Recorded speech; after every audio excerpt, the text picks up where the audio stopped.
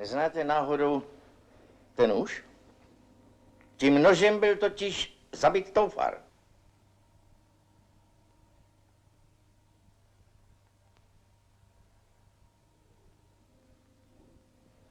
No, kulata.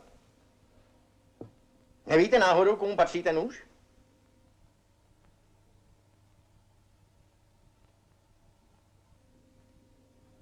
Ne. Vy taky ne, fešáku? Tu kudlu jsem v životě neviděl. No dobře. To jsem chtěl slyšet. Můžete jít. No tak na co čekáte, zmizte.